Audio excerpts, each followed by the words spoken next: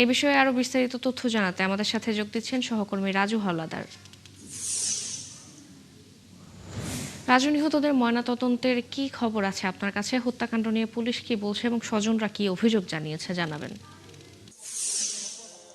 ফারজানা, আমি খুলনা মর্গে রয়েছি, খুলনা মেডিকেল কলেজের। এখানে স্বজনরা রয়েছেন এবং পুলিশ জানিয়েছেন যে সন্তানদের যে মা, যে শামীম এবং মুস্তাকিম, তার মা জিজ্ঞাসাবাদের জন্য থানায় এখনও পর্যন্ত রয়েছেন এবং মামলা হয়েছেন তাদের বিরুদ্ধে। মাসুম গাজী পিতা এবং রফিকুল গাজী বিবাদী করে তাদেরকে আসামি করে তাকে মামলা করা হয়েছে এবং এইখানেই রয়েছেন যে সন্তান দুটি, সেই সন্তান দুটির বাবা এখানে রয়েছেন। আমরা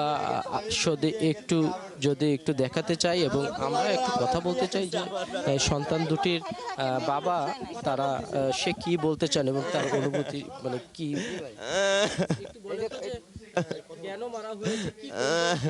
আমার সাথে কোনো সম্পর্ক নেই, আমি জানি না। আমি মাঝে মধ্যে আসি, ওকে কিছু কিনে কেটে দিই, খাবার দিই। আমি বছর আসলে কাপড় চোপড় যা পারি যেটুক করে আমি দিই।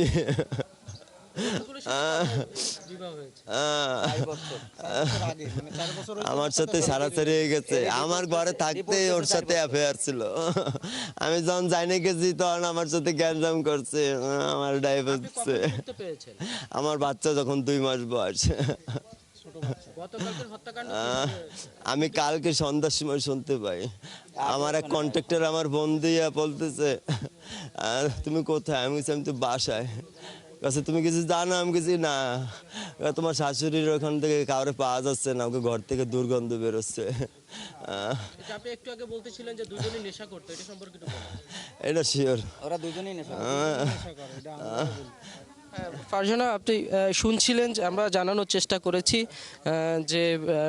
যে রফিকুল সে নেশা করত এবং সে ড্রাইভার, তাকে পুলিশ আটক করার জন্য তৎপরতা চালাচ্ছেন এবং তাকে বিভিন্ন জায়গায় মোবাইলের মাধ্যমে ট্র্যাকিং করা হচ্ছেন, তাকে ধরার জন্য তৎপরতা চালাচ্ছেন। এবং স্বামী যে অভিযোগ করেছেন তার স্ত্রী মেরি, সেও নেশাগ্রস্ত ছিলেন এবং যে রফিকুল সেও মেরেছেন সেও নেশাগ্রস্ত ছিলেন।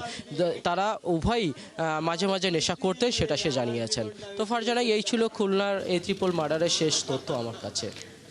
রাজু, আপনি থাকুন সেখানে, পরবর্তীতে যুক্ত হয়ে আরো তথ্য জেনে নেব আপনার কাছ থেকে। দর্শক, খুলনায় 3 হত্যাকাণ্ডের খবর জানাচ্ছিলেন সহকর্মী রাজু হাওলাদার।